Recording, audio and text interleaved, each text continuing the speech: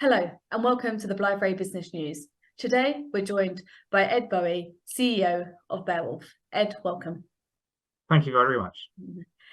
So it's your first time joining us since you've joined the company. Can you tell us a little bit about your background and what attracted you to Beowulf Mining? Yeah, absolutely. So I started my career as a geologist, worked in Africa for a couple of years as an exploration geologist on a couple of gold projects. Then moved back to the UK, worked in the city in equity research, investment banking. I then was involved in establishing and managing a couple of mining funds, and I did that for 7 years. I've been involved with a couple of companies in corporate roles, sort of corporate development roles. First, Amara Mining, which was in West Africa, which we sold to Perseus in 2015. And then subsequently Sarabi Gold. Delighted to join Beowulf. I was particularly attracted to the company because it's got a portfolio of assets. Each asset has its own merits. I think they play into the green transition. I think it's very, it's going to be an increasingly important topic going forward. And particularly, providing raw materials for Europe, and we've seen a number of things with the Critical Raw Materials Act coming out of the EU that play into that narrative. So I think high quality assets and in an interesting suite of commodities. Great, thank you. And you mentioned there that you do have a portfolio of assets. You've had quite a few updates across this portfolio recently. Let's start with Kallak. Tell us a little bit about what's going on there. So Kallak is our iron ore project in northern Sweden. We had completed, prior to my joining, a scoping study at the beginning of this year. Immediately prior to my joining, the board of Beowulf announced that we were launching a strategic review ahead of starting the pre-feasibility study. Part of that was to allow me time to get my feet under the desk and make sure that I was comfortable with the plan for the pre-feasibility study. And I'm pleased to say that we've basically completed that strategic review. We've announced that we've appointed the lead consultant for the PFS, and that work is kicking off as we speak. So there'll be further updates on the sort of technical development. One of the key things that we did as part of the strategic review was look at the key value drivers for the project, and metallurgy and the quality of the concentrate that the project is capable of producing is absolutely critical. So we are basically front loading the PFS with metallurgical test work. I spent a week helping to identify suitable material for that test work with our metallurgical consultant. That's all ready to be shipped off. So that test work will be being initiated very shortly. At the same time, we are still doing our baseline environmental studies, so across sort of biodiversity, flora, fauna, sound, and water, a whole range of studies that will feed into the environmental impact assessment and ultimately lead to the application for the environmental permit. So it's all critical work. It's ongoing, and will continue for the next period as the PFS runs. Great, that's a really useful overview. Now, moving on to your graphite portfolio, Graphing Tech, can you give us an update on what you're doing there?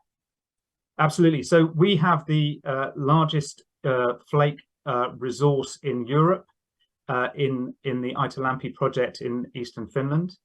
The focus of the business is initially on developing a plant to produce graphite anode material for the lithium-ion battery industry. Scandinavia has got a number of gigafactories being constructed.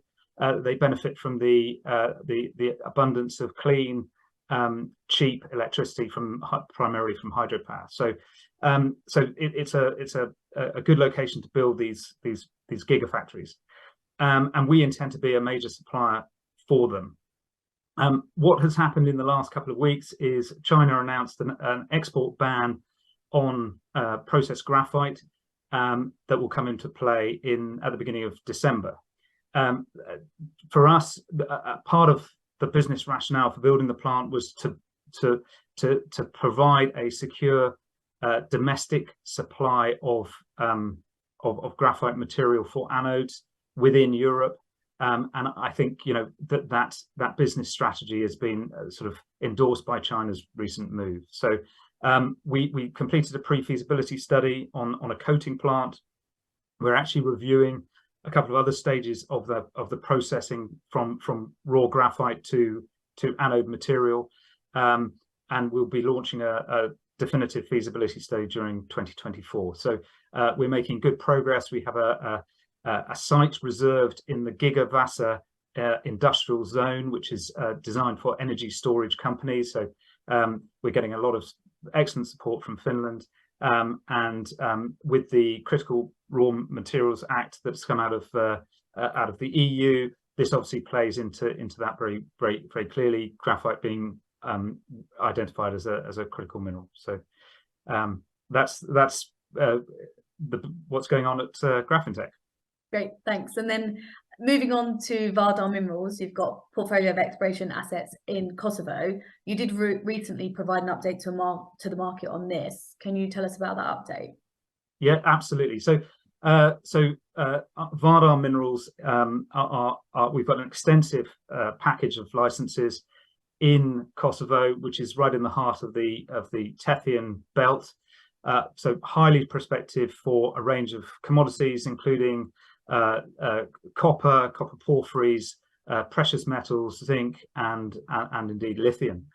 The license area package that we've got surrounds the Stan Terg mine, which was one of Europe's largest lead zinc mines in its time. It is still producing, but it's getting towards the end of its life. So Vardar is the largest landholder, independent landholder outside the state in Kosovo. We have a highly prospective ground. We have done some drilling, but the focus at the moment is on really honing in on future drill targets. We're doing work on new license areas that haven't been explored. So we're doing surface sampling, soil sampling, mapping, and we also use a proprietary drone magnetic survey technique. So we're flying the whole area on 25-meter spaced grid lines to support our further exploration activity. So layering the geophysics with the mapping and the geochemistry gives us a very good tools for proving up future drill targets. So lots of exciting exploration to follow there. Sounds good. And so you've got a lot going on across the entire portfolio, but what can we expect to hear from you towards the end of this year and going into next year? So I think you know, we're going to look to keep providing the market with more regular updates going forward. Kallak is obviously all about proving up the metallurgy and then advancing the pre-feasibility study. So there'll be further updates on that. With Graphintech, we're doing test work at the moment on the material that we're producing. That's initially just going to be bench scale test work, but moving up to pilot scale, and